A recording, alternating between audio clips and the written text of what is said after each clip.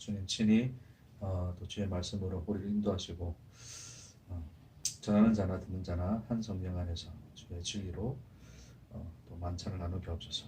주께 온전히 부탁드리며 예수님 이름으로 기도합니다. 아멘. 네, 열왕기하 2장 열왕기하 2장 9절부터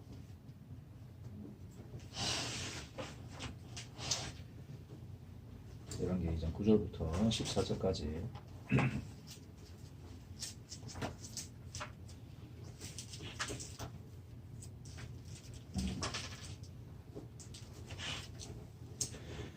열왕기하 2장 9절부터 14절까지 우리 한 절씩 기도하겠습니다.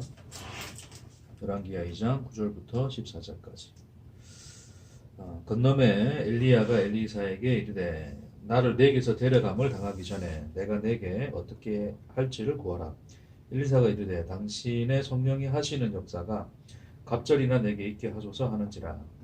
이르되 내가 어려운 일을 구하는도다. 그러나 나를 내게서 데려가시는 것을 내가 보면 그 일이 내게 이루어지려니와 그렇지 아니하면 이루어지지 아니하리라 하고.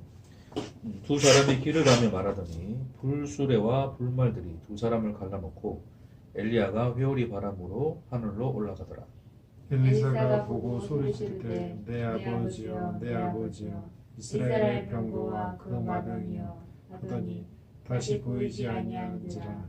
이에 엘리사가 자기의 옷을 잡아 돌로 찢고 엘리야의 몸에서 떨어진 겉옷을 주워가지고 돌아와 요단 언덕에 서서 엘리야의 몸에서 떨어진 그의 겉옷을 가지고 물을 치며 이르되 엘리야의 하나님 여호와는 어디 계시나이까 하고 그도 물을 치매 물이 이리저리 갈라지고 엘리사가 건너니라.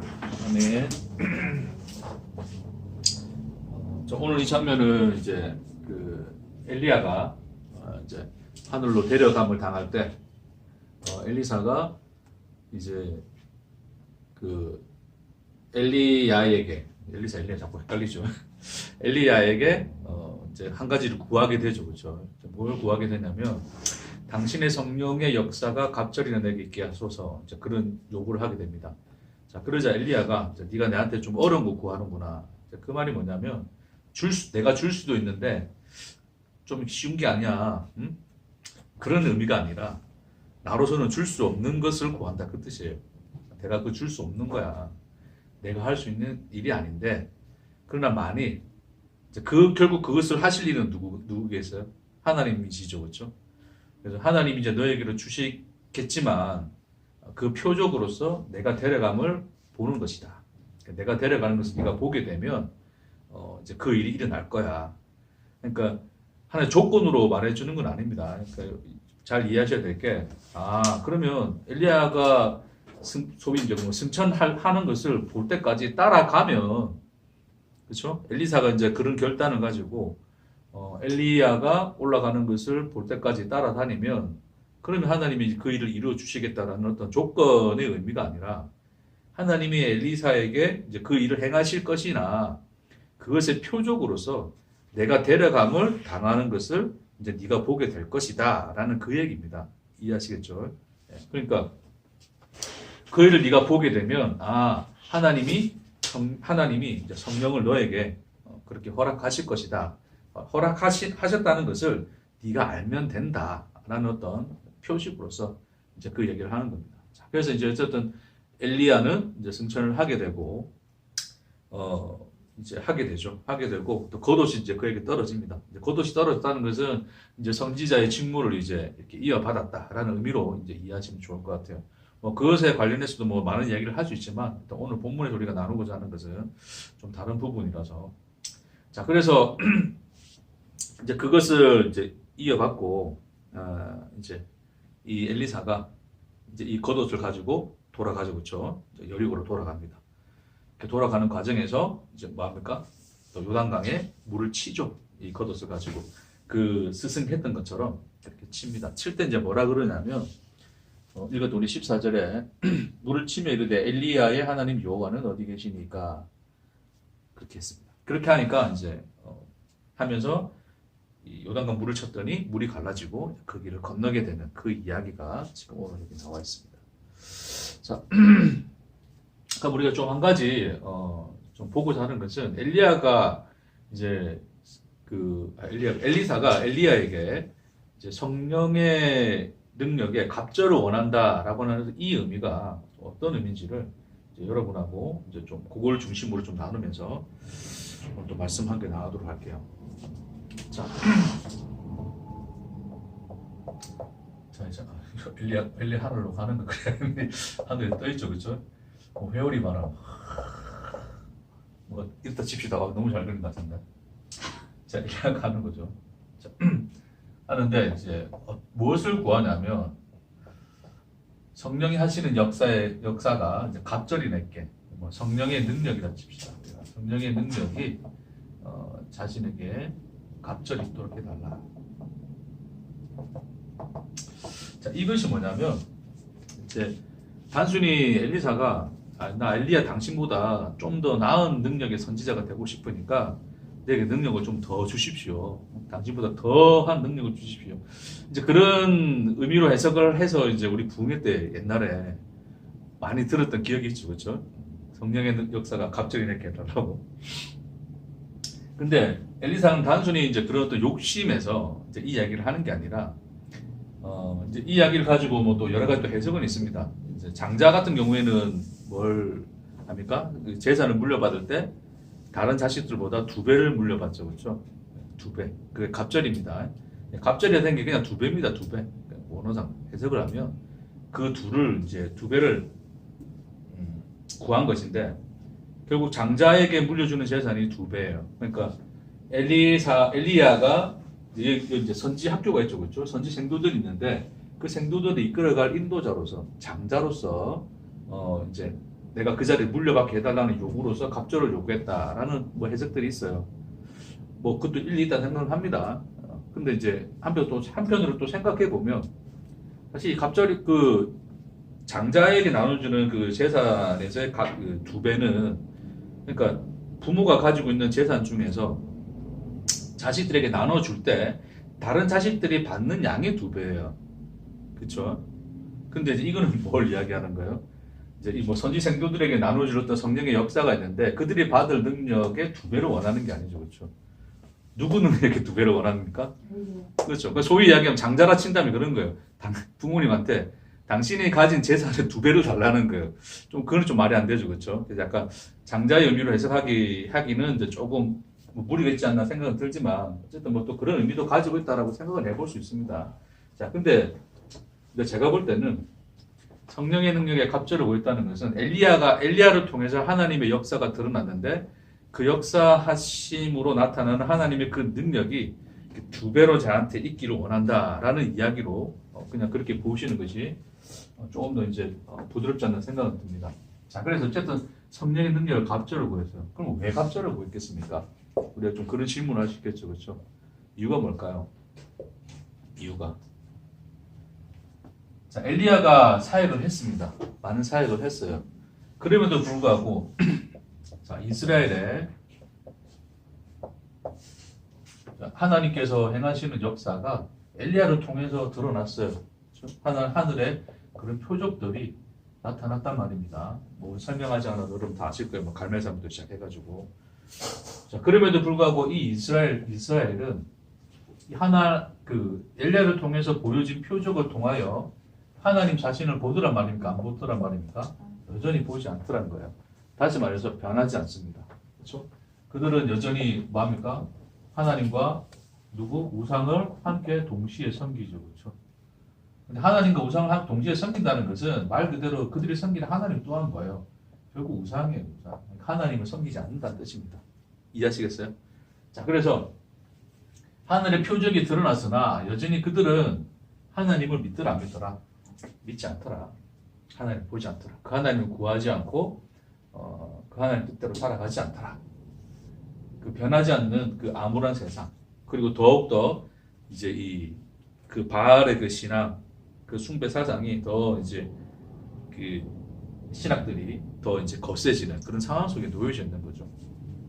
그래서 남아있는 뭐 선지 생도들을 해봤자 그들의 어떤 이 바알의 선지자에 비해서는 굉장히 작은 수였고 세력조차 굉장히 약한 상황이었죠, 그렇죠? 자, 그런 상황에서 어떤 이 엘리사가 엘리야를 따랐을 때 엘리사 또한 뭔가 엘리야를 통해서 드러나는 역사를 통해서 이스라엘의 변화를 꿈꾸고 그것을 소망을 했겠지만 그게 뭐 바뀌더란 말입니까? 안 바뀌더란 말입니까? 전혀 바뀌지 않아요. 그렇죠?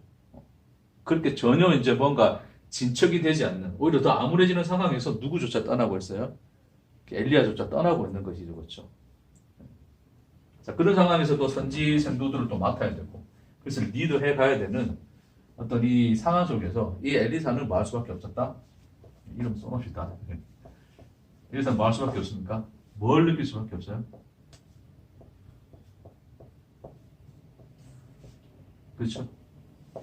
그러니까 성령의 능력을 갑절을 원한다는 것은 단순히 내가 좀 더 일을 잘해볼게 의미가 아니에요. 엘리야가 그렇게 죽으라고 고생하면서 엘리야 말대로 나는 열심히 특심요원이 그러잖아요, 그렇죠? 죽으라고 고생하면서 그렇게 해봤는데도 불구하고 안 됐단 말이에요, 그렇죠? 그럼 어떻게 돼요? 그 세상 앞에 맞서기 위해서는 뭐 할 수밖에 없어요? 하나님의 능력이 더 있어야 되겠습니다라는 요구로서의 그런 갑절, 그렇죠? 좀 더 완전한. 그래서 보통 성경에서 두 번을 의미하는 것은 어떤 완전성을 이야기해요. 예수님이 내가 진실로 너에게 이르노니 이게 아멘 아멘이거든요. 두 번 이야기하시는 것은 거의 뭐 완전성을 이야기하는 거예요. 그리고 그 야베스가 기도할 때도 복에 복을 다하자라는 이걸 해석됐는데 그냥 복이라고 표현되었어요. 히브리 원문에 보면 복을 두 번을 언급합니다. 그렇게 함으로써 그 야베스가 구했던 게 뭐냐면 완전한 복을 구하는 거였죠, 그렇죠? 그 완전한 복. 그 완전한 복이 영적으로 의미했던 것이 언약의 성취였어요, 그렇죠? 뭐 세상은 어쨌든 뭐 다르게 해석을 하지만 어쨌든 그 야베스 기도를 통해서 하나님의 언약의 성취, 그 완전한 성취를 소망했던 게 사실은 그 야베스의 기도였는데 인간들이 또 이상하게 해석을 하죠. 자, 어찌됐건. 그래서 여기 성령의 능력의 갑절이라는 것은 이 세상을 완전히 변화시킬 수 있는 그 이스라엘의 우상들을 무너뜨리고 그 하나님의 나라가 완성되기를 구하는 어떤 그러한 완전하신 하나님의 능력에 기대는 그것을 구할 수밖에 없는 이제 그런 모습으로서 이제 갑절을 구했다는 거예요. 그러나 이것을 구하는 것에 그 이면에는 결국 뭐가 숨겨져 있다는 거예요? 이 두려움이 숨겨져 있다고 하는 거죠, 그렇죠? 이 두려움. 그래서 오늘 두려움에 대한 이야기입니다. 두려움에 대한.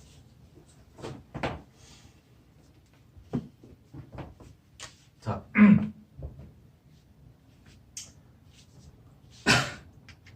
이건 좀 이제 배경을 이야기했으니까 좀 쉬울게요.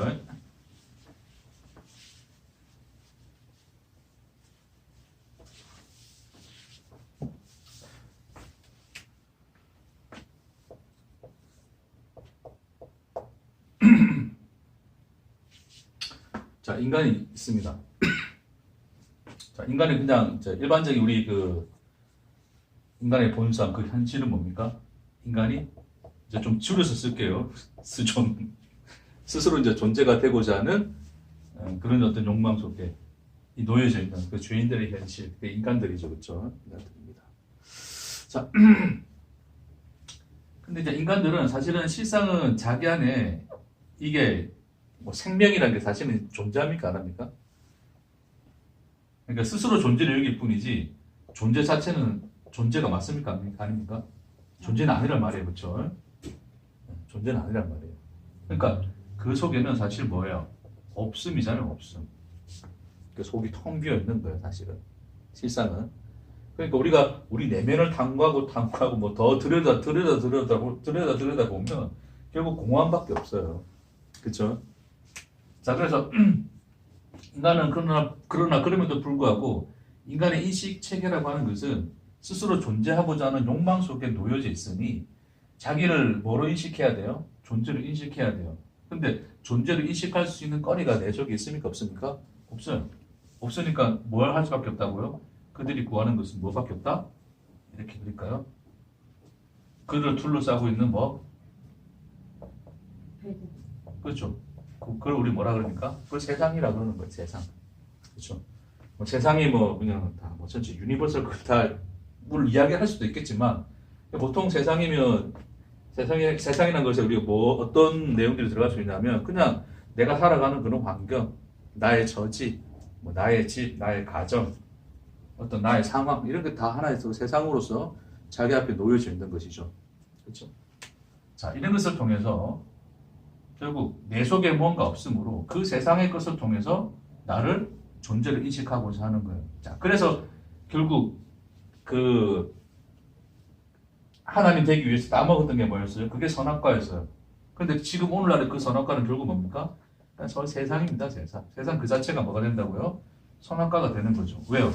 선악과를 먹음으로써 하나님 되고자 한 것처럼 세상의 것을 내가 취하여 세상의 것을 통하여 내가 뭐다? 존재라고 하는 것을 인식하고자 하니 그 욕망을 채우고자 하니 결국 이 세상 자체가 뭐다? 우리 앞에 선악과로 서 있는 거예요. 그렇죠? 그래서 우리가 이제 뭐 어떤 세상을 만들면 행복한 거고, 뭐 선한 거고, 어떤 세상에 놓여져 있으면 악한 거고, 이제 우리 스스로가 그것을 이제 판단하는 기준이 되어서 내가 나를 행복하게 할 수 있는 그 무엇을 추구하며 그것을 항상 구하며 살아갈 수밖에 없다는 거예요. 그렇죠? 자, 그렇게 놓여져 있는 것이 우리네 인간들의 그 본연적인 삶이고 처해진 현실이다. 그렇죠? 자, 근데 결국 나라는 이 존재가 결국 세상을 통해서 나라는 존재가 인식되므로 내가 나를 인식하게 해주는 그 세상이 내 앞에서 뭐하면 부정당하면 무너진다 그럽니다. 그렇죠? 부정당한다 그러면 결국 그 세상이 무너지는 것은 곧 누가 무너지는 거예요? 그 세상이 무너지는 것은 나 자신이 무너지는 것이고 그 세상이 부정되는 것은 나 자신이 부정되는 것이죠. 그렇죠? 예. 자, 그 속에서 인간들은 뭐 할 수밖에 없어요? 뭐 할 수밖에 없습니까? 인간들이 제일 두려워하는 게 뭐예요? 두려움이라고 하는 게 뭡니까, 결국? 제가 아니야. 내 존재성이 없는 네. 자기 존재성이 부정당하는, 그러니까 내가 존재가 아니다라고 하는 그 확인하는, 그러니까 나의 없음을 보는 것이 사실 스스로 존재가 되고자 하는 인간들에게서는 최고의 뭐예요? 그게 두려움이죠. 그러니까 뭘 두려워합니까? 죽는 걸 두려워하는 거예요. 죽고 나면 또 없어지는 거니까. 어찌 될지도 모르겠고. 그게 두려움의 본질이죠.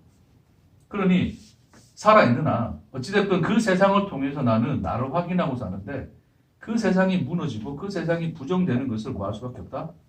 두려워할 수밖에 없다. 이 연결고리는 죽을 때까지 끝나지가 않죠. 그래서 끊임없이 인간들은 뭐에 근거하여서 항상 인식되어지냐면 나를 둘러싼 그 환경, 그 세상을 통해서 나를 인식하게 되는 이 굴레를 벗어날 수가 없는 거예요. 그게 어디서 드러났냐면 오늘 좀 그림 좀 많이 그리네요. 도시 있었나? 어쨌든 제자들이 이렇게 있어요.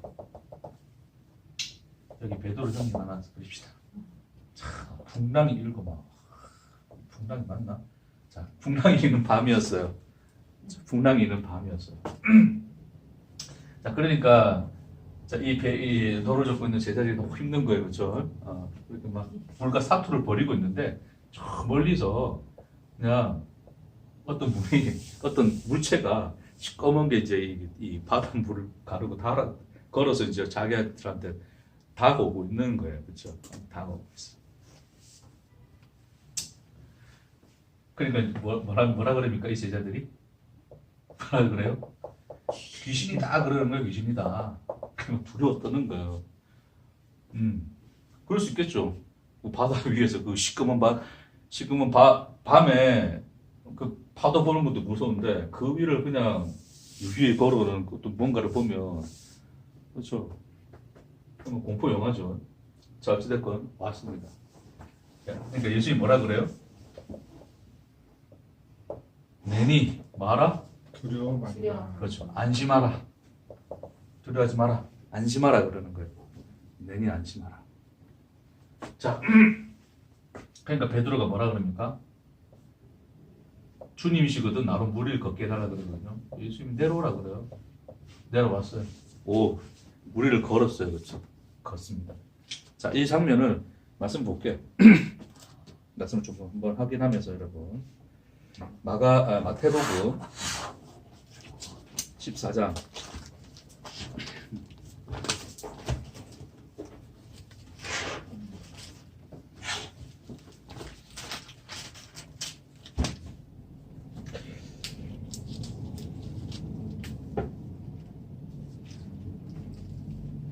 마태복음 14장 27절 27절부터 31절까지 하겠습니다. 제가 읽을게요. 27절부터 31절까지. 예수께서 즉시 이르시되 안심하라 나니 두려워하지 말라. 베드로가 대답하여 이르되 주여 만일 주님이시거든 나를 명하사 물 위로 오라 하소서 하니 오라 하시니 베드로가 배에서 내려 물 위로 걸어서 예수께로 가되 갑니다. 그렇죠? 가는 순간이 있었어요. 근데 문제는 뭐냐면 30절에 바람을 보고 무서워 빠져가는지라 소리 질러 이르되 주여 나를 구원하소서 하니 예수께서 즉시 손을 내밀어 그를 붙잡으시며 이르시되 믿음이 작은 자여 왜 의심하였느냐 하시고. 자 걸어갔습니다. 근데 뭘 보냐면 뭘 봐요? 거센 바람을 보죠. 바람을 보고 뭐 했다 그랬습니까? 바람을 보고 그 속에 뭐가 있나요? 바람 보고 뭐가 임해요? 두려움이 임하죠. 그렇죠? 바람 보고 왜 무섭습니까?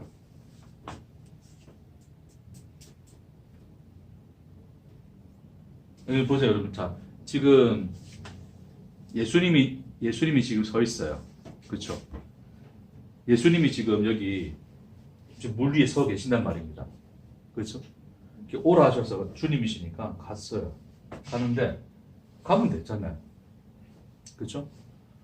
네. 근데 문제는 뭐예요? 바람이 불었어요. 근데 그 바람을 봤네요. 근데 바람을 보니까 두려운 거예요. 근데 바람을 봤는데 왜 두렵습니까? 옆에 예수님 계신데.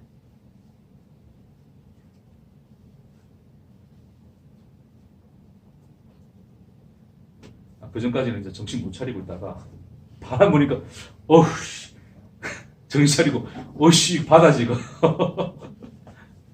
그러면서 빠졌을까요? 흔들리니까. 뭐가 흔들려요? 몸이 흔들리니까 이제 이렇게 좀 자각이 오는 거니까 어이씨 맞아요. 자 바람을 보고 무서워했다라고 하는 게 뭐냐면 그게 이제 이거예요. 인간의 인식 체계라고 하는 것이 어떻게 어디에 맞물려서 그렇게 쳇바퀴 돌듯이 거기에 늘 매여서 인간은 존재할 수밖에 없는가를 설명해주고 있는 거죠. 이 바람이라고 하는 것은 결국 어디에 놓여져 있어요?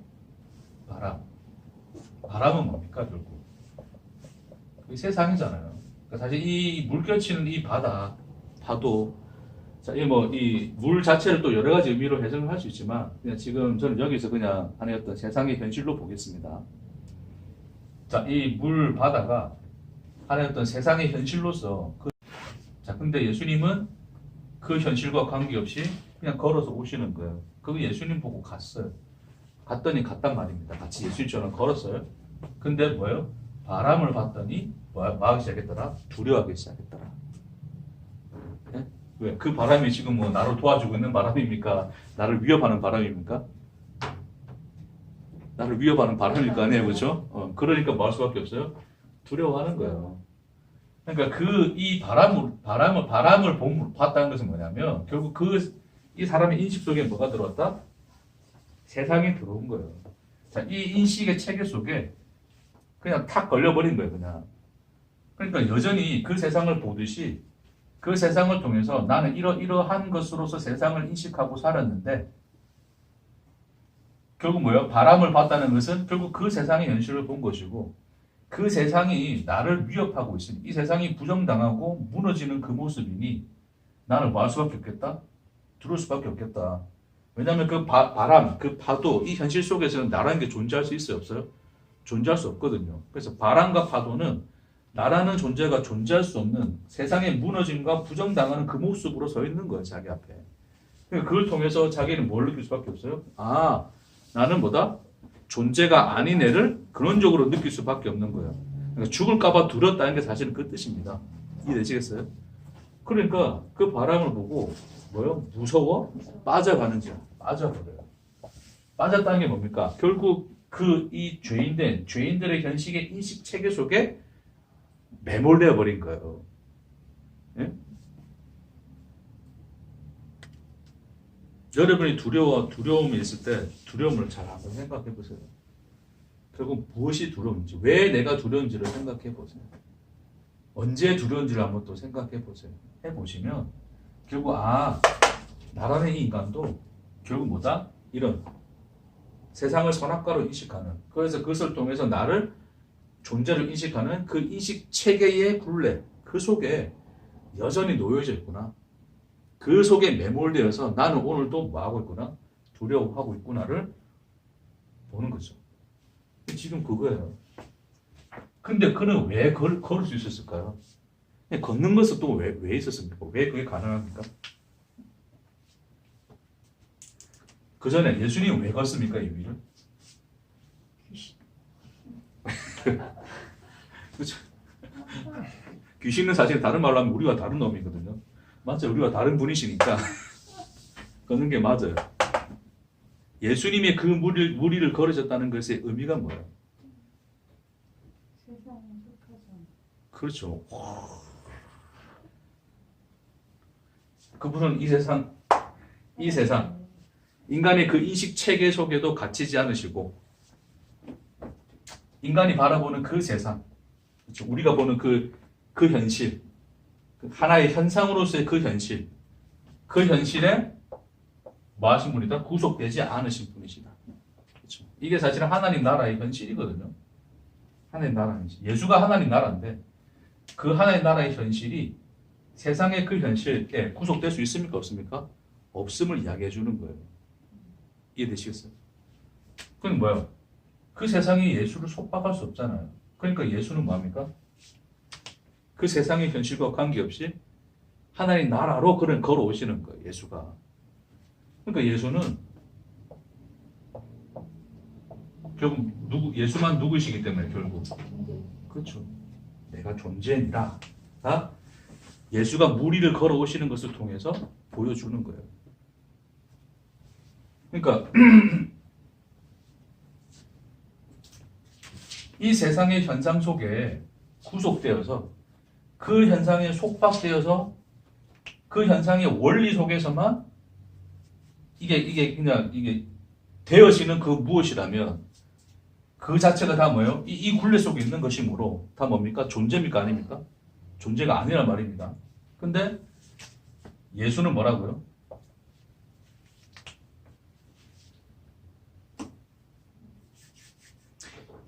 현상으로 나타난 그 이 세상의 이 현실 속에 예수는 뭐로 서 있습니까? 존재로 서 계신 거죠. 그러니 그 현실, 그 세상의 현실들이 예수를 덮을 수 있어 없어요? 예수를 이 아래쪽에 빠지게 할 수 있습니까? 없습니까? 예수가 물속에 안 빠졌다는 것은 예수가 존재이심으로 그 세상, 현상인 그 세상의 현실 속에 빠질 수 없다는 거예요. 그렇죠? 그래서 그 위를 유유히 걸어오시는 거죠. 예수만 결국 뭐다? 존재이시다. 그 존재로서의 하나님 나라, 그 현실이 하나님 나라의 그 현실이 예수가 물리를, 그 풍랑치는 그 파도 위를 걸어오는 모습으로 나타나신 거죠. 그걸 누가 봅니까? 베드로가 보죠. 그렇죠? 주님이시거든 나로 걷게 하소서 그러거든요. 그러니까 오라 그럽니다. 오라는 그 예수의 그 부르심에, 그 존재이신 하나님의 부르심에 뭐합니까? 이끌려가는 거. 그래서 그 베드로 눈에는 누구 보이시는 거예요? 베드로가 무리를 걸었다는 것은 결국 누구를 보고 걸었단 말입니까? 예수만 보고 걸은 거 아니에요. 그렇죠? 그러니까 그 예수를 봄으로써 그가 함께 걸었다는 것은 뭘 의미하는 겁니까? 그도 뭐가 되었다? 그렇죠. 존재가 되었다는 것을 이 그림 안에서 보여주시는 거예요. 결국 그 전에. 그래서 예수를 그 베드로가 예수 그 존재이신 예수를 보니 그 예수가 예수를 보는 거죠. 그래서 예수를 봄으로써 그 계시된 하나님. 그래서 그 하나님이 그 속에 계시가 되는 자. 그걸 뭐라 그랬어요? 제가 늘 주제로 이야기하면서 했지만 참 존재이신 하나님이 계시되는 자가 뭐가 되는 거예요? 존재인 거죠. 우리는 스스로가 존재할 수가 없죠. 나 스스로 독립적인 존재일 수 없잖아요. 존재신 하나님이 계시되는 그 자, 그 상태가 구원인 것이고 계시되는 그 자가 뭐예요? 존재가 된 거예요. 예수로 말미암아서. 그러니까 함께 예수로 말미암아 존재가 됐으니 예수가 그 물 위에 있는 것처럼 베드로도 그 물 위를 걷는 거란 말입니다. 그렇죠? 자, 근데 뭐가 불었다고요? 바람이 불 거죠. 그렇죠? 예, 바람이 불었어요. 바람이 불므로써 뭐를 인식하게 됩니까? 결국 바람을 봤다는 것은 결국 누구를 인식한 거예요? 세상. 그렇죠. 그 세상을 인식했다는 게 결국 누구를 인식하는 겁니까? 우리는 뭘 통해서 나를 인식한다고요? 세상을 통해서 나를 인식하는 거잖아요. 결국 바람을 봤다는 것은 누구를 인식한 겁니까? 나 자신을 인식한 거예요. 이해되시겠어요? 그러니까 나 자신을 그러니까 예수를 바라보고, 그러니까 이 상태는 존재인데, 하나의 그림으로, 모형으로 보여주시는 거예요. 이 상태는 존재인데, 언제? 바람을 보았다. 나를 봄으로써 결국 뭐 했다? 그럼 나를 보는 상태는 뭐가 되는 거예요? 존재입니까? 아닙니까? 아니잖아요. 그러니까 존재가 아닌 상태가 뭐로 드러나는 거예요? 물 속에 빠지는 거예요. 이렇게 그러니까. 물 속에 빠져 들어가는 것으로 그려지고 있는 거죠. 이 마태복음의 본문에서. 근데 예수님 오셔가지고 그의 팔을 딱 붙잡습니다. 뭐라 그래요? 믿음이 없는 자요? 뭐라 그럽니까? 그 뒤에? 왜 두려워하느냐. 이 말씀 다 펼쳐놨습니다. 우리 다 보시고 보시고 갑자기 여기 본문에 있는 대로 의심하여. 왜 의심하였느냐 그렇게 이야기하세요. 그렇죠? 두려워하였느냐라고 예수님이 말씀하지 않으시고 의심했다라고 이야기하시죠. 그렇죠? 그럼 의심이라는 게 뭡니까? 의심.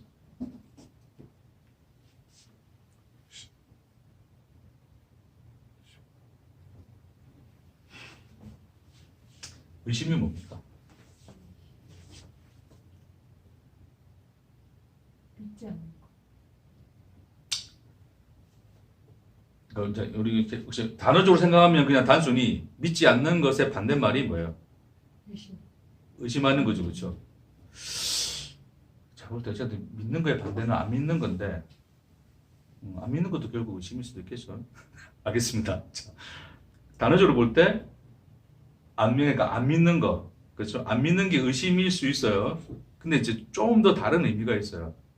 그러니까 안 믿는다는 게 결국 뭐하고 관련되어 있냐면, 자, 이스라엘 백성들은 하나님을 믿었습니까? 안 믿었습니까?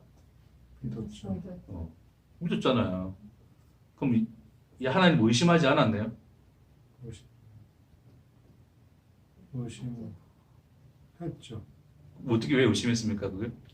다른 신들 성경. 그렇죠. 그러니까 하나님을 믿었어요. 그 누구도 믿었어요? 바알도 믿었어요. 그렇죠? 그걸 뭐라 그럽니까? 하나님 입장에서는 그거를 나를 믿는다. 넌 나도 믿고 바울도 믿는구나. 나도 그래도 믿기는 믿는구나. 이제 그렇게 하나님 이야기하지 않으시고 뭐라 그래요? 그걸 두고 뭐라 그럽니까? 의심. 왜 의심하였느냐라고 이제 하나님이 물으시는 거예요. 우리에게. 그래서 하나님도 믿고 바알도 믿는다. 그거 자체가 다 뭡니까? 그게 의심하는 거예요. 누구를? 하나님을 의심하는 거예요. 이해되시겠죠? 그러니까 의심이란 것은 이제 이 사실은 이제 우리 염려라는 말도 약간 좀 비슷하게 뭐 좀 연결되어질 수 있는 거지만 이것도 하나의 나눠진 마음, 두 마음을 이야기해요. 두 마음이 함께 들어가 있으면 그걸 의심이라 그럽니다. 그렇죠? 여러분이 그냥 삶에서 잘 생각해 보세요.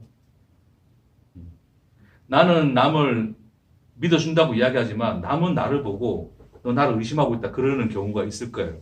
특히 자식과의 관계에서. 난 널 믿어. 막 그러면서 이야기하지만 뭐 엄마가 나를 믿어. 맨날 의심하면서 응? 믿었으면 잔소리하지 말아야지. 믿으면서 잔소리한단 말입니다. 근데 상대방은 믿는다면서 잔소리하는 게 나한테는 의심인 거예요. 뭐 그렇다는 얘기고, 자 어찌됐건 의심이라고 하는 것은 우리가 단순히 생각할 때 안 믿는 게 아닙니다. 내가 생각했을 때, 인간들이 생각했을 때 단순히 안 믿는 것이 의심이 아니라 두 가지 마음이 함께 공존했을 때 의심인 거예요.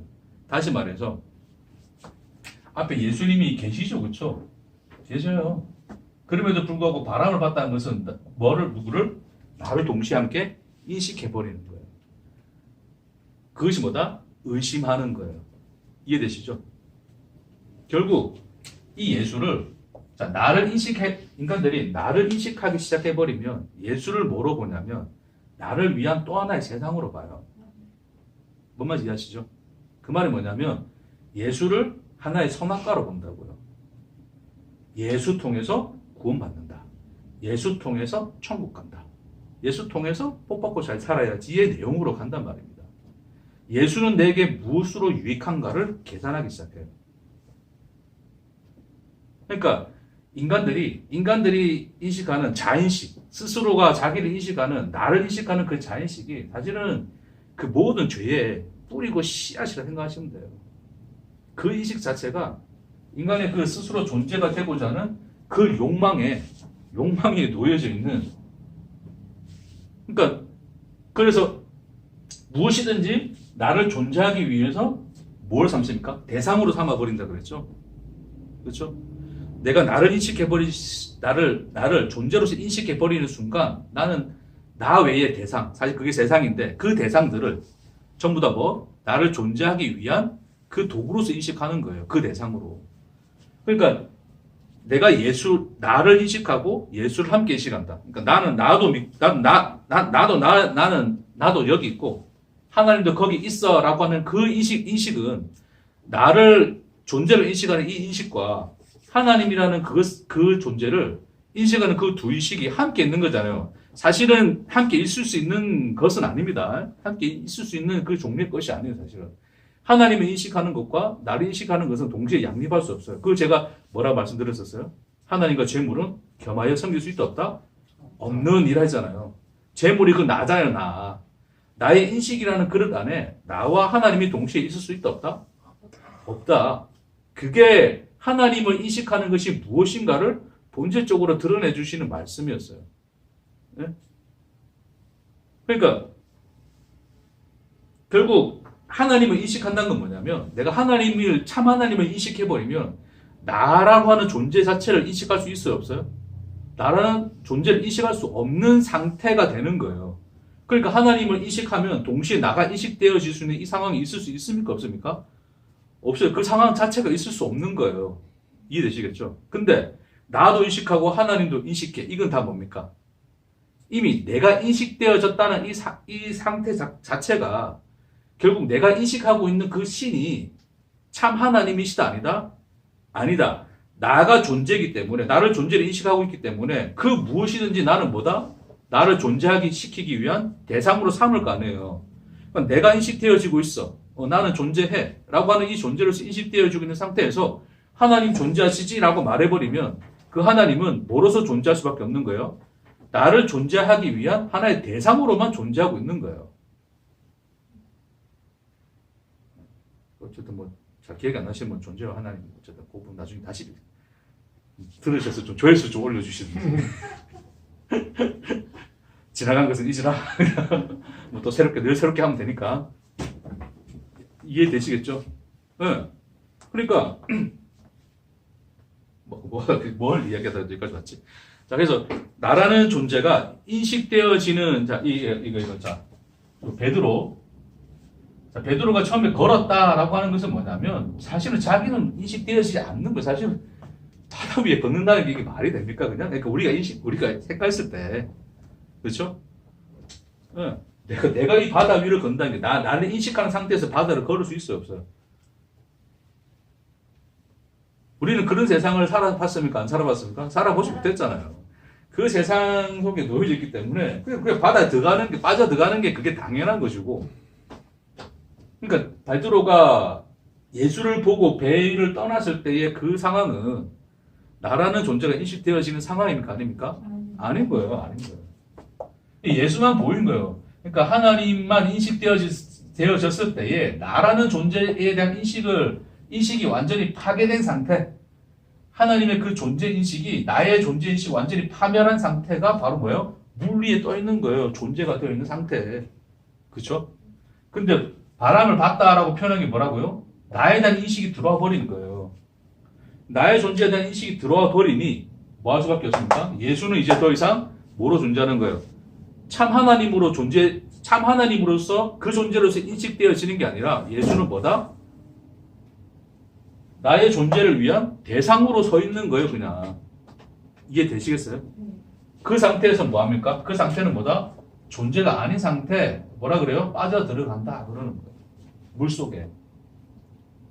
그러니까 예수님이 오셔서 뭐라 그런다고 하니까, 왜 의심하였느냐? 두 마음. 다시 말해서 뭐예요? 왜 너를 인식하였느냐? 예? 말씀으로 볼 수 있다는 겁니다. 의심하였단 말이. 아멘? 자, 그러면 이거 좀 지우고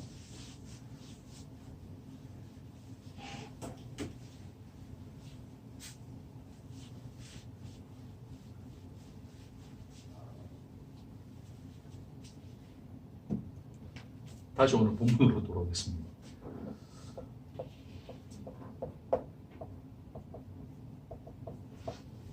엘리사.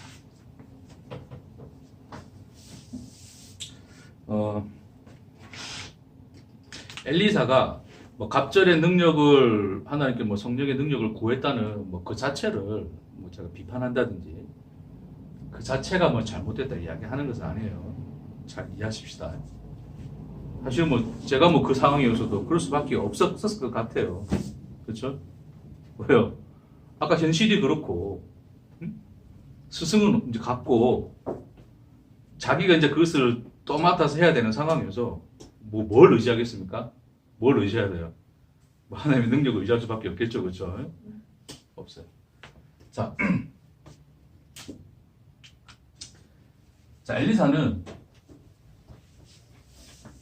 엘리사가 언제 선지자로 부르심을 받게 되죠?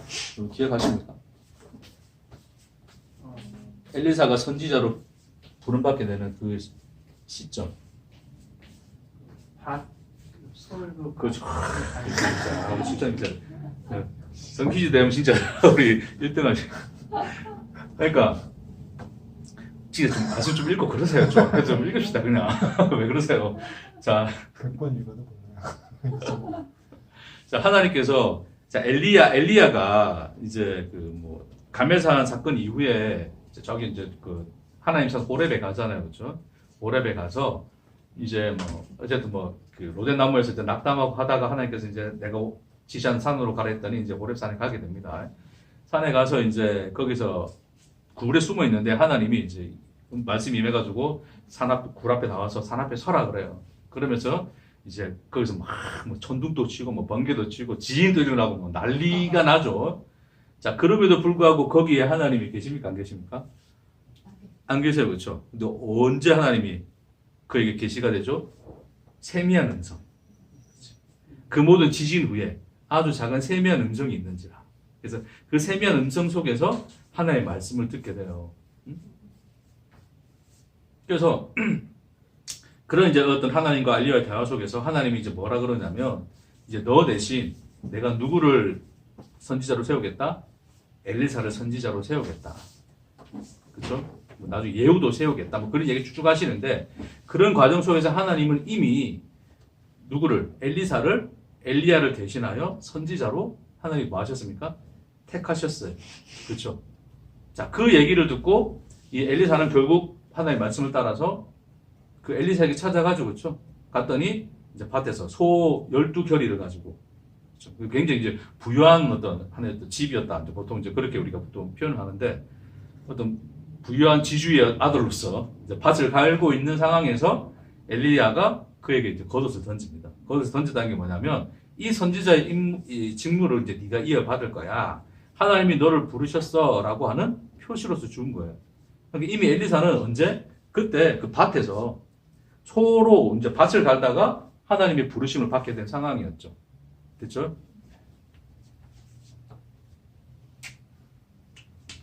그래서 하나님은 그렇게 엘리사를 이미 부르셨어요. 자, 그럼에도 불구하고 엘리사는 이제 뭐가 필요한 겁니까? 다시 그립시다. 엘리야. 네? 하나님께서 자기를 부르신 뭐가 필요해요? 그것도 표적이 필요하죠, 그렇죠? 그 표적으로서 뭘 달라 그럽니까?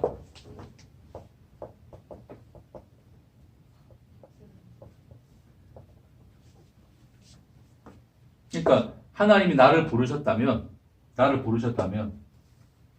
결국 이 어두운 현실 속 나 그냥 지금 그게 두려운데 그거를 능히 헤쳐나가고 이겨나갈 그 성령의 갑질의 능력을 내게 주십시오.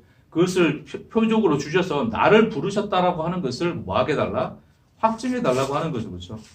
나중에 뒤에 보면 굉장히 엘리사가 무시당해서 엘리사는 그러니까 뭐 어떤 성정의 사람이었는지는 모르겠으나 이 엘리야의 그 선지학교였던 생도들이 나중에 이 사람 의심합니다. 어떻게 의심해요?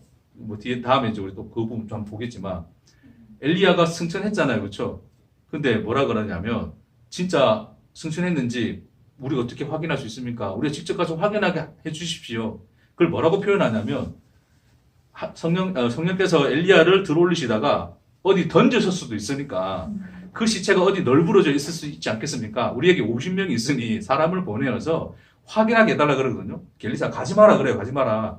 내가 내 눈으로 똑똑히 봤다 그래요. 근데 이 선지자 생도들이 끝까지 그가 엘리사가 부끄러울 정도로 간청을 합니다. 예. 사실 좀 이렇게 부끄러울 정도로 간청했단 말이 그냥 찹찹했다는 게 아니라 사실 거의 위협적으로. 예. 그러니까 뭐예요? 엘리사 결국 보냅니다. 그럼 가서 봐라. 그래서 3일을 찾아봐요. 시체를 찾습니까? 못 찾습니까? 못 찾습니다. 돌아오는 게 가지 마라고 하지 않았냐 라는 이야기로 이제 그런 에피소드가 마무리돼요. 굉장히 뭡니까? 엘리사의 말을 못 믿죠, 그렇죠? 굉장히 인정을 받지 못하는 좀 그런 상황이 있지 않았을까? 네? 물론 이제 이 엘리사가 이제 능력을 받아가지고 이제 막 이렇게 물을 헤쳐나가고 물을 가르고 오는 모습을 보면서 선지 생도들이 또 뭐 엎드려서 막 진짜 우리의 주다고 이야기하면서 이제 엘리야의 능력이 엘리사에게 임했다라고 하는 또 그런 고백도 해요. 근데 그 고백 이후에 그런 말을 한단 말입니다. 이 선지 생도들이 그러니까 얼마나 좀 소위 좀 이렇게 개무시를 당했었는가라는 생각을 해볼 수 있는데 이좀 그냥 번외로 한 얘기고 어찌됐건 엘리사는 결국 그 어떤 그런 모든 현실 그가 처해 있는 모든 상황 그게 뭐예요? 그게 세상이잖아요. 엘리사 앞에 놓여진 세상 그 세상이 뭡니까? 하나님 나를 부르셨다라고 하는 그 증거를 주더란 말입니까? 아닙니까? 아닌 거예요. 지금 엘리사로서는 자기의 존재성을 뭐로서 확인할 수 있어요? 하나님이 나를 부르셨다라고 하는 그 부르심으로서 존재성을 확인할 수 있는 거예요. 그렇죠? 네? 왜요? 지속에 아무것도 없거든요, 지금. 왜 두렵습니까, 엘리사도? 아무것도 없어. 내가 쳐다보니까 내 속에 뭐 아무것도 없어, 지금. 아무것도 없어요. 뭐 어떻게 될지 모르겠어, 지금. 상황은 암울하고, 저것들은 내 믿어주지도 않고, 뭐 할 수밖에 없어요? 내 존재성을 확인시켜 줄 이는 누구밖에 없다? 하나님. 그리고 엘리사밖에 없잖아요, 지금. 예? 그러니까 뭐 할 수밖에 없는 거예요? 구하는 거예요. 그쵸? 뭐를? 갑질의 능력을 표적으로서 구하게 됩니다. 네. 그래서 그것을 얻어냄으로써 사람들로 하여금 이제 결국 이 능력이라고 하는 것은 원래 엘리사에게 있었습니까? 없었습니까? 없었어요. 그 밖으로부터 주어진 거거든요. 그래서 그 밖으로부터 주어졌다는 것이 결국 세상의 것이 취해졌다라고 생각하시면 돼요. 이해지겠어요? 제가 목사로서 왜 여러분 앞에 서 있을 수 있습니까? 여러분 왜 저를 목사라 부르세요? 신학교 들어가서. 그렇죠. 라이센스가 있잖아. 세상에서 표를 받았잖아요, 지금. 예? 물론 그게 사실 이 세상에서는 그 바울이 로마의 시민권을 이용하듯이 이 세상에서는 필요할 수도 있어요. 근데 만약 이제 제가 그 라이센스 자체를 가지고 내가 나는 목사야라고 내가 나를 인식하고 있으면 그게 뭐예요? 그게 그 라이센스를 내가 세상의 것으로 취하여 목사라는 말을 듣고 사는 것으로 이제 만족하는 이제 그런 것일 수 있는 거잖아요. 그렇죠? 그러니까 이 엘리사가 이제 그런 거예요, 지금.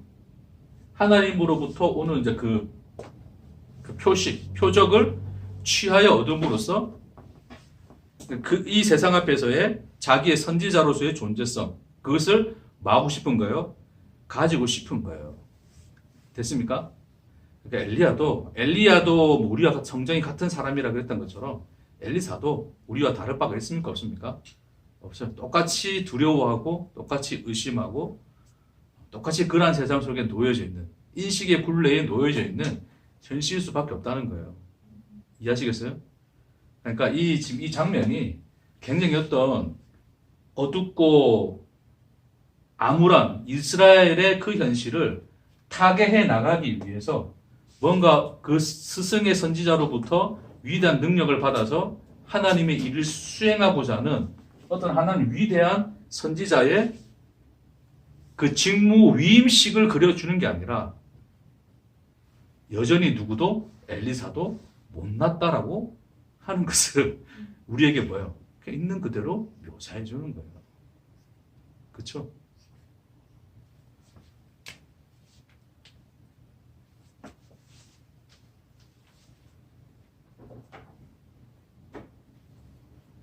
그래서 엘리사가 자, 어쨌든 이 겉옷이 벗겨집니다. 겉옷을 벗어줘서 이제 이 엘리야의 겉옷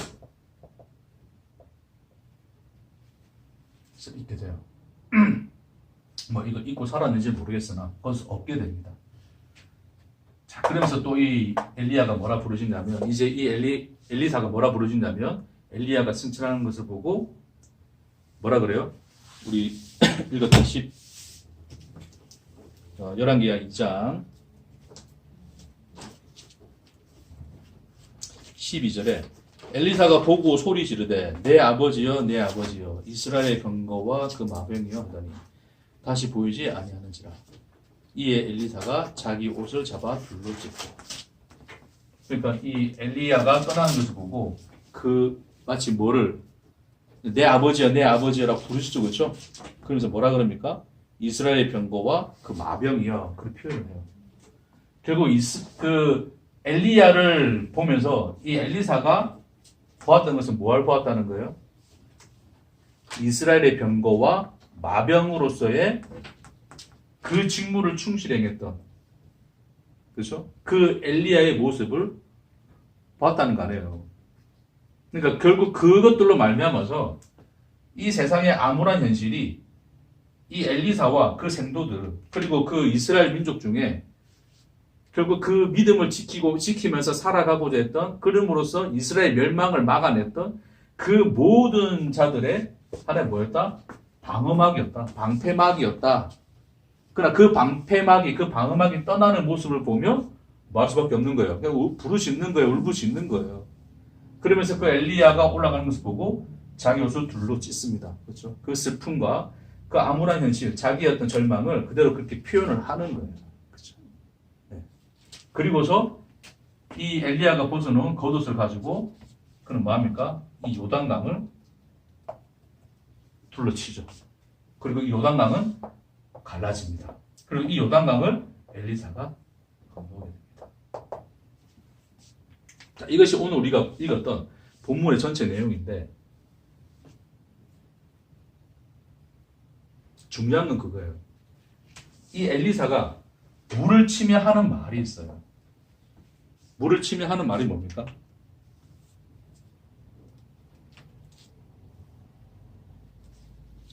14절에 함께 읽겠습니다. 시작.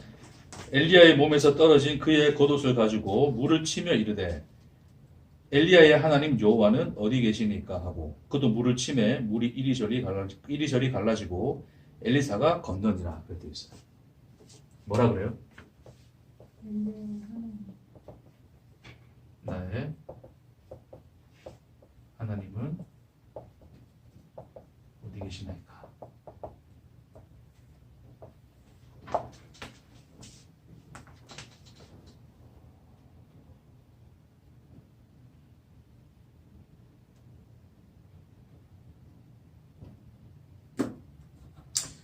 이 질문을 단순히 생각하면 그렇게 생각할 수 있어요.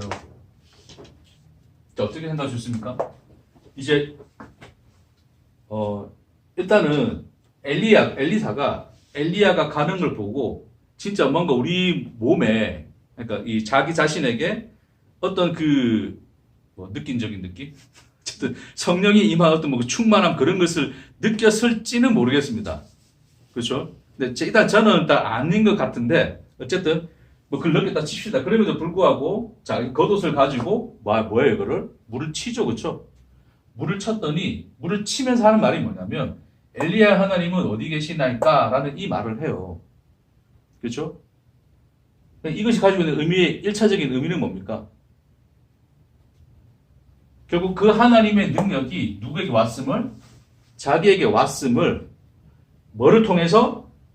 물을 쳐서 갈라지는 이것을 통하여 드러내시기를 간구하는 하나의 기도문이죠. 이거는 그렇죠? 네? 결국 이걸 보고 다른 선지 생도들이 엘리사에게 엘리야의 능력이 그에게 임했다는 것을 이걸로 확인을 해요. 이해되시죠?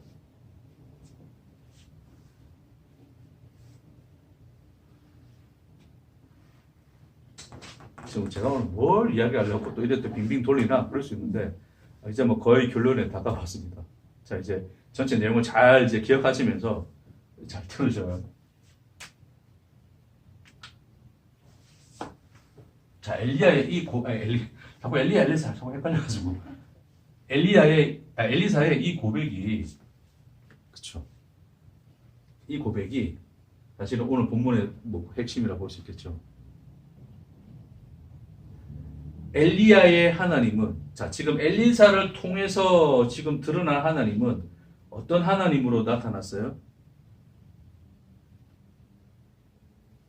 물을 쳐서 갈라지는 그 모습 안에서 하나님은 뭐예요? 엘리야의 하나님은 엘리사 안에 있음이 드러나죠. 그쵸? 이 말에 이 외침과 이 고백이 그리고 그 이어서 일어나는 이 사건이 그걸 이야기해 주는 거예요. 그 선지 생도들도 그걸 보고 엘리사 안에 하나님의 능력이 임했네. 하나님이 이제 엘리사 안에 계시네. 라고 확인을 하는 거란 말입니다. 이 이야기가. 그래서 이제 쭉 이제 이어지는 이적의 역사들이 엘리사를 통해서 나타나는 이적의 역사들이 많이 기록돼요. 많다는 게 뭐 얼마인지 모르겠지만 어쨌든 엘리야보다는 훨씬 많은 내용들이 기록됩니다. 굉장히 세세하게 기록이 돼요. 그래서 그 하나님이 이제 이 엘리사 안에 뭐 하셨다? 나타나셨다. 라고 하는 것을 엘리사가 지금 물을 가르는 이 현실을 통하여 확인되어지는 결국 엘리사 자신도 단순히 이제 어떤 느낌, 아까 말했잖아요. 내가 느낌적인 느낌으로 온 게 아니고 아무런 느낌이 없었는데 이것의 사건 통해서 엘리야 자신에게도 뭐가 되는 사건이다? 확증이 되는 사건이었을 것이다. 라는 관점에서 지금 말씀드리는 거예요.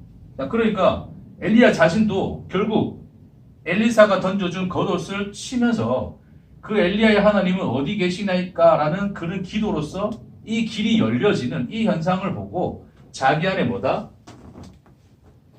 하나님이 그 능력으로 함께 하심을 확인할 수 있었다. 엘리사의 선지자로서의 존재성을 확인할 수 있었다. 그리고 이후로 엘리사를 통해서 그 일들이 일어나더라. 의 내용으로 간단 말입니다. 그쵸? 자, 그것이 이게 다 어디에 놓여진 이러한 지금 그림과 이러한 지금 이 나타나는 현실이 어디에 다 놓여져 있는 거예요? 무엇의 인식 체계 속에 다 놓여져 있습니까?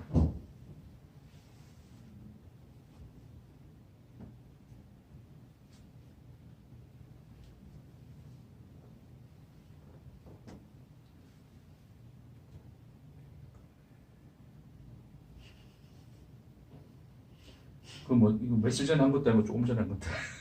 세상. 그렇죠. 그 세상을 나를 존재로서 인식하기 위한 그 대상으로 보는 그 인간의 인식의 굴레 속에 놓여져 있는 현실이란 말입니다. 자, 이스라엘 앞에 하나님은 뭐로 나타났어요? 전능하신 하나님. 하늘에서 불도 내리고 비도 내리고 뭐 이것저것 다 하시는 하나님으로 나타났잖아요. 그렇죠? 그것이 인간의 그러한 인식 속에서 하나님이 어떠한 하나님이신가를 계시하시기 위한 하나님의 자기 계시였다고 제가 말씀드렸어요. 그렇죠? 여전히 이 사건도 여전히 뭡니까? 하나님의 전능하심을 뭐를 통해서 이 엘리사가 행하는 기적, 표적, 그 처음 시작이 이거였는데, 물을 건너는 사건, 이거였는데, 이걸 통해서 하나님이 뭐 하셨다고요? 그 전능하신 하나님이 엘리야와 함께 한다는 것을 계시한 거 아니에요. 보여주신 거 아닙니까? 이해되시죠? 그러니까 그러한 사건조차 사실은 그것이 참 하나님이 누구이신가를 드러낼 수 있는 사건이에요, 아니에요? 아니에요. 그게 왜 그게 그걸 증명합니까? 엘리야는 이거보다 훨씬 더한 기적을 일으켰음에도 불구하고 세상이 변하더란 말입니까? 안 변하더란 말입니까? 안 변해요. 네? 그 참 하나님의, 그러니까 참 하나님이, 진짜 하나님이 뭔가가 그러니까 하나님이 계시된다면 그 하나님을 본 자들은 그 세상은 여전히 그럴 수 없다는 거예요. 근데 여전히 그런 모습, 그 세상 속에 놓여져 있다는 것은 그 세상이 본 하나님은 진짜 하나님이 아니다. 아니다. 그렇죠? 그 전능하시다는 하나님의 표적을 보았음에도 불구하고 전혀 그 전능하신 하나님을 따르는 인간입니까? 아닙니까? 아니라는 거예요. 그걸 통해서 하나님이 이 전능하신 하나님의 모습으로 나타나신 이 모든 모습들은 실상은 참 하나님의 모습이다. 아니다? 아니다. 예? 그러나 하나님이 왜 이런 모습으로 드러나셨다고요? 그 하나님이 누구이신가를 설명하기 위해서 이 세상의 부정한 것들로 설명하기 위해서 하나님이 자기를 부정하여 자기를 계시하신 사건이다 라고 하는 거죠. 이해되시죠? 여기까지. 자, 그래서 그 하나님으로서 드러난 사건으로서 지금 지금 모습, 이 그림이 그려지고 있는 상황이란 말입니다. 그렇죠? 이 상황에서 이 질문이 가지는 의미가 그래서 중요한 거예요. 단순히 이 질문이 자, 엘리야의 하나님은 어디 계시나이까? 라는 이 질문이 이 요단을 가름으로써 내가 여기 있다를 증명하시는 하나님의 응답으로 나타났다라고 생각하면 우리는 그냥 그 인식에 굴레하면서 여전히 그냥 하나님은 그런 하나님이시지, 그렇지? 내가 어려울 때 나를 도와주시고, 그렇죠? 내가 힘이 약할 때 나의 능력이 돼주시고의 하나님으로만 그래서 내가 여전히 존재로서 인식되어지고 하나님은 나의 존재를 위한 그 대상으로서 여전히 있는 그 인간의 죄인된 인식의 굴레 속에 여전히 놓여져 있는 것 뿐이란 말이에요. 이해되겠습니까? 여전히 뭐 하고 있는 겁니까? 하나님은 의심하고 있는 겁니다. 그게. 네?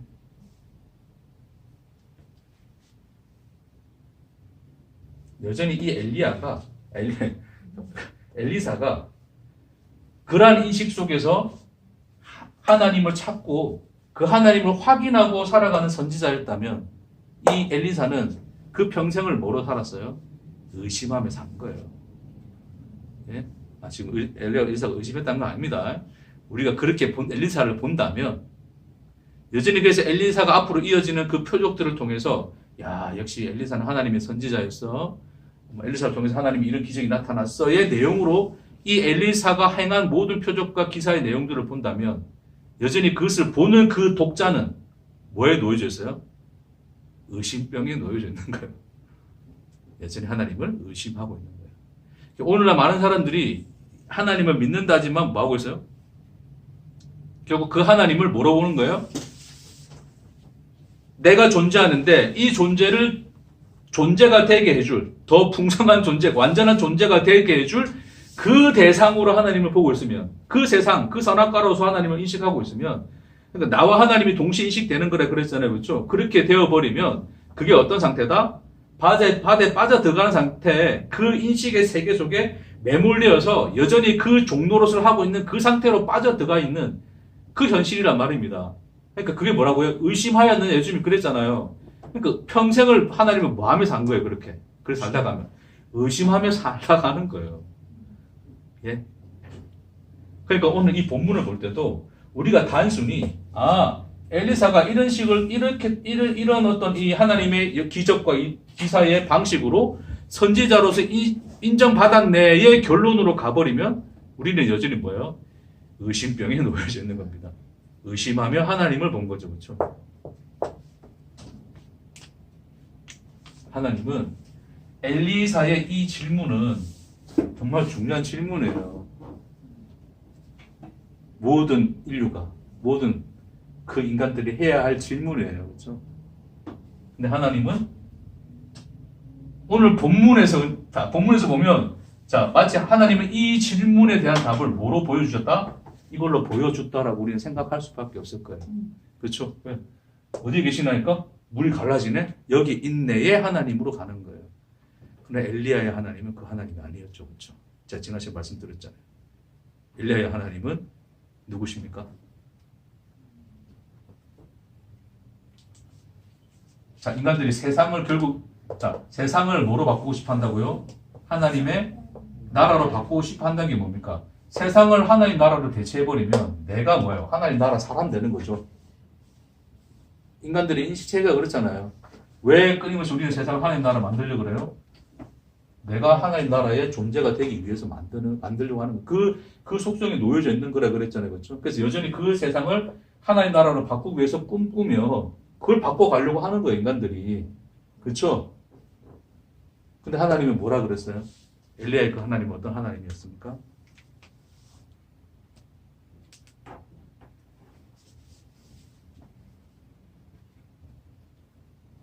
말 그대로 엘리야의 하나님이셨어요. 그렇죠? 뭐 이해가 안 되신 분은 지난주 설교를 한번 더 다시 들어보시라. 조회수 올려야지. 엘리야라는 이름의 뜻도 뭐냐면 엘리, 나의 하나님이야 뜻이에요. 야가 여호와, 나의 하나님 여호와. 문장을 설명하면 여호와는 나의 하나님이시다. 그 뜻이에요. 엘리야가. 그렇죠? 그 엘리야의 하나님이라는 의미가 뭡니까? 하나님은 세상의 하나님을 원치 않으시고 누구의 하나님 되기를 원하셨다? 엘리야의 하나님 되기를 원하셨다. 예, 그분이 하나님이시잖아요. 그렇죠? 그래서 하나님은 이 세상에서 하나님 나라를 성취하는 그 현장에 계시지 아니하시고 다시 이 물을 갈라서 이 물을 가르는 게 뭡니까? 세상을 하나님 나라처럼 만들어버리는 사건이잖아요. 그렇죠? 그 의미를 이해하시겠어요? 은유적 의미를? 이 물을 갈라냄으로써 결국 하나님의 역사가 드러나고 이런 역사들이 쌓이다 보면 세상이 변하여 하나님 나라 될 것이라는 기대 속에 있잖아요, 이게. 그러니까 뭐예요? 이걸 갈라내는 사건이 결국 뭡니까? 세상을 하나님 나라로 만드는 사건으로 보여지는 거란 말입니다. 누구에게? 하나님 나라를 구하는 자들에게. 그러나 하나님은 세상을, 이 요단의 물을 갈라서 이 세상을 하나님 나라로 만드시는 그 자리에 하나님 계신 게 아니고 하나님 어디 계시더란 말입니까? 이 말에 대한 이 엘리사의 궁극적 질문에 대한 이 엘리사의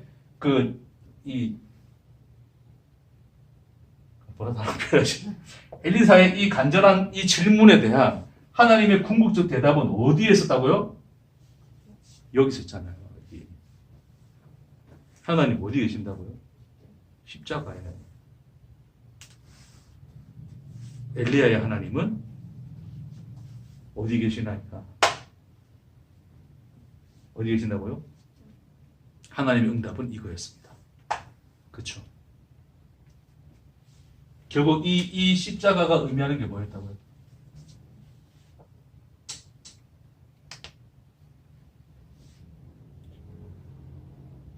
하나님은 세상의 하나님이 아니라 뭐의 하나님이시다? 너의 하나님이 되기를 원하신다. 가 바로 그 답이었어요. 네?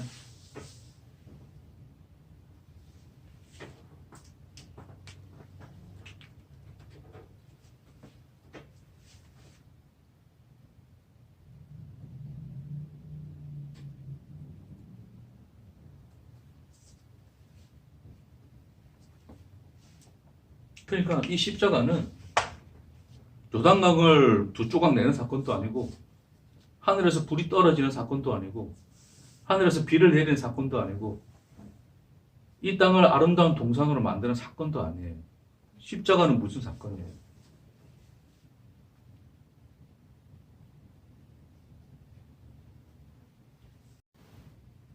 그러니까 십자가는 세상을 하나님 나라로 바꾸는 사건입니까? 아닙니까?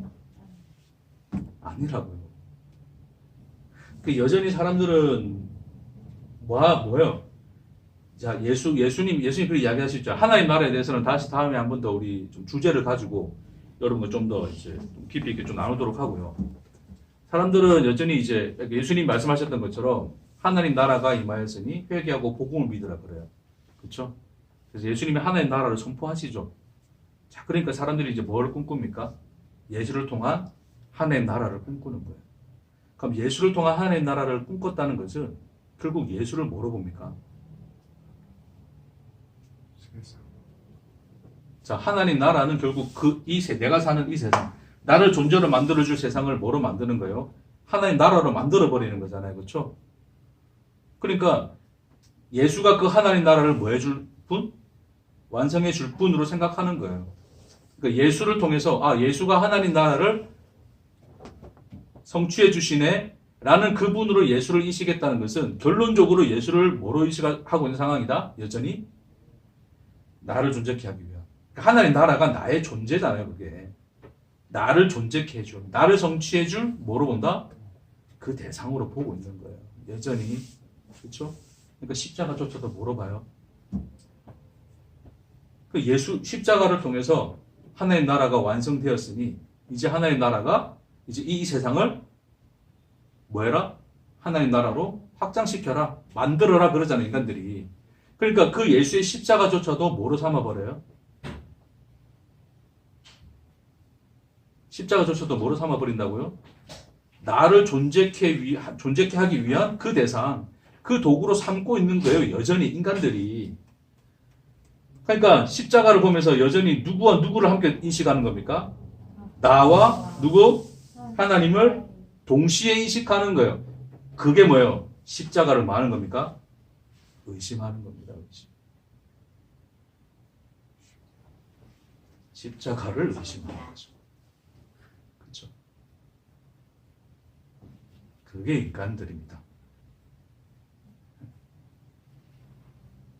그럼 하나님은 누구의 하나님이시라고요?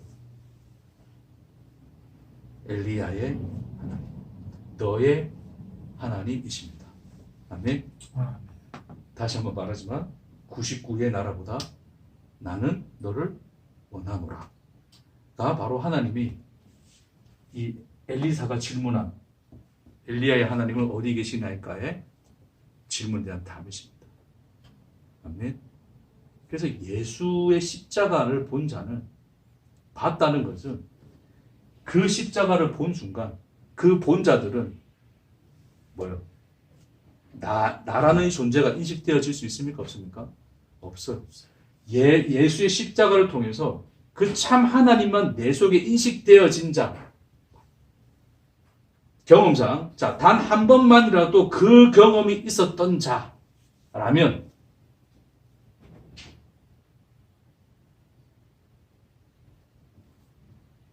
그 자들은 그 십자가에서 홀로 존재이신 하나님으로 나타나신 그 참 하나님을, 그 참 하나님만 존재이심을 알게 된 자들이죠. 한 번이라도 경험해 본 자들이라면. 자, 여전히 지금 나도 여전히 뭐예요? 십자가를 보면서 나도 인식되어지고 예수도 인식되어진단 말입니다. 육신을 우리가 벗는 날까지 여전히 뭐 할 수밖에 없어요? 나는 그렇죠. 우리는 그 나가 인식되어지는 그 현실 속에 살아가잖아요. 그게 보여지는 거란 말입니다. 그렇죠. 이걸 벗으라는 게 아니에요. 우리가 벗을 수 있는 것이 아니기 때문에 이걸 뭐 다 내가 없애라는 것도 아니잖아요. 그렇죠. 뭔 말인지 이해되시겠어요?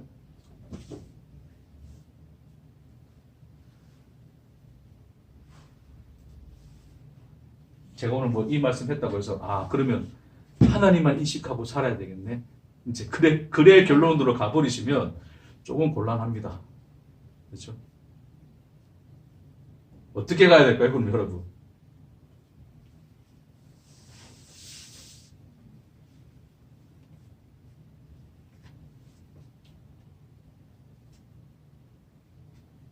답하시면 빨리 끝내겠습니다.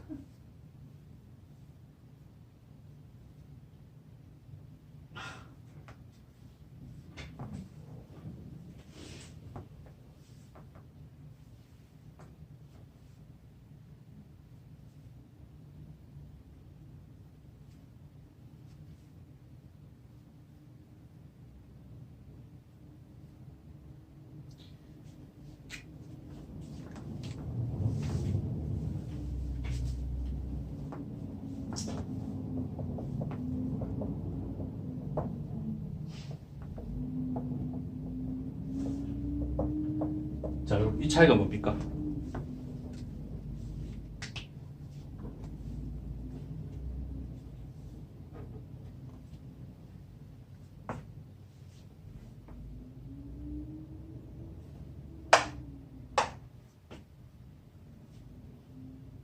능동과 수동. 또 기발한 어떤 표현이 한데, 한번 생각해 보겠습니다. 좋습니다. 자, 또.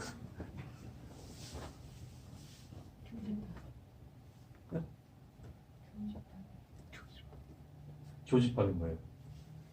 속한다고 안다는 게 산다는 거랑 같이.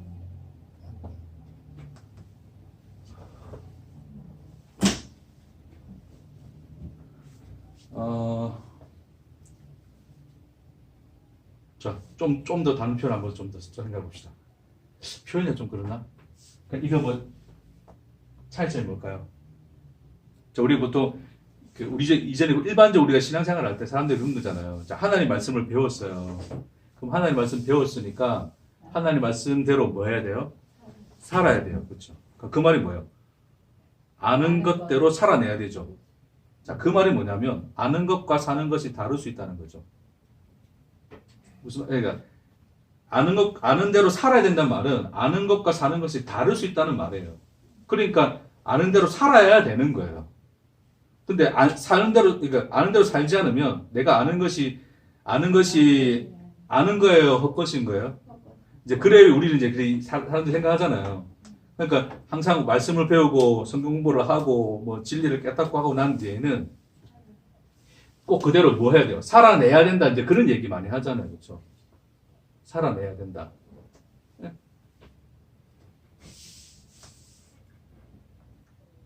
그 제가 말씀드리는 거예요.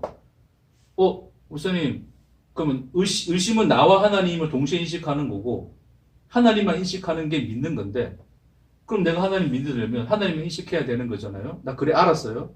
그러니까 나는 어떻게 해야 돼요? 하나님을 인식하면 살아야 되겠네요. 가는 거예요. 그렇죠? 네? 근데 우리 현실은 그래 살았습니까? 안 살았습니까? 우리 현실에서 언제나 확인되어지는 것은 뭘 보는 거예요?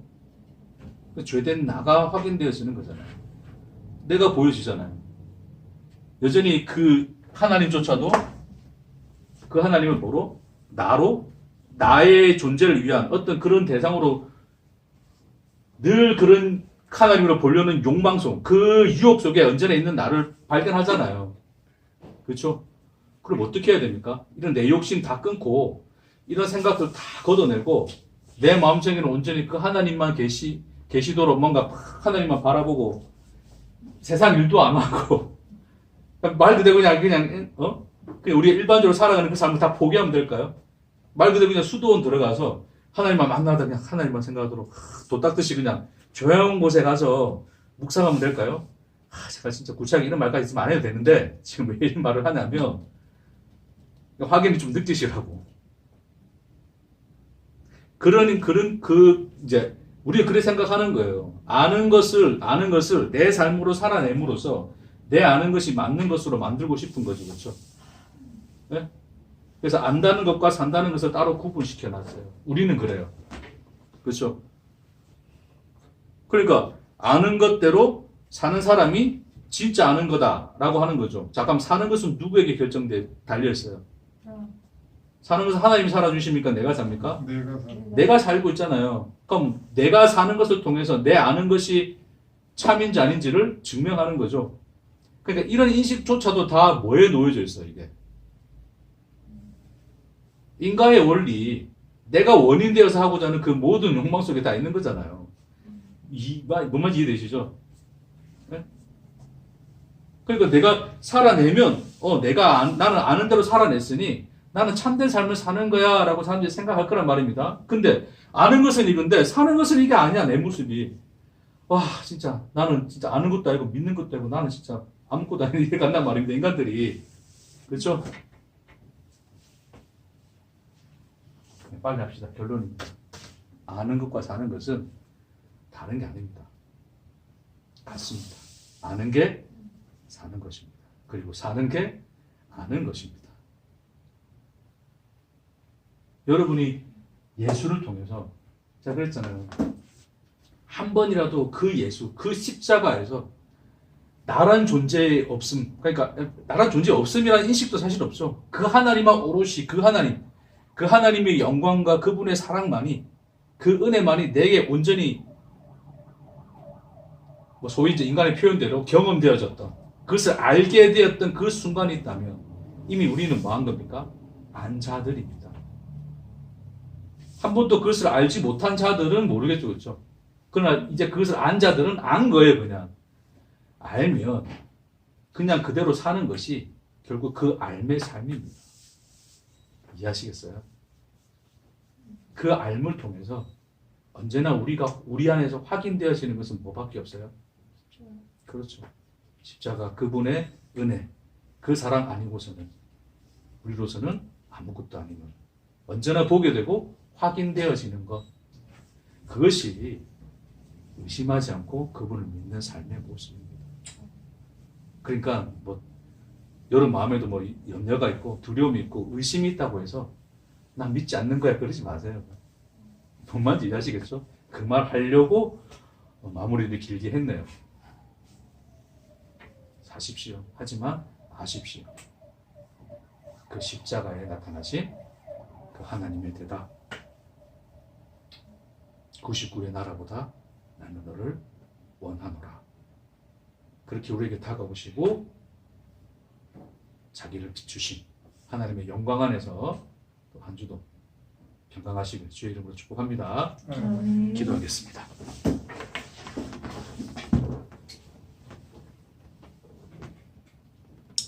주님, 우리가 하나님의 말씀을 알수록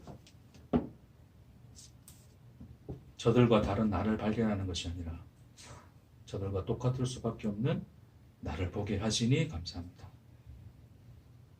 그러한 우리임에도 당신은 우리의 하나님 되시기를 기뻐하시고 나는 너의 하나님으로 있노라고 늘 우리에게 대답하시고 응답하시는 하나님의 놀라신 은혜로 우리 모든 인생이 채워지게 하옵소서.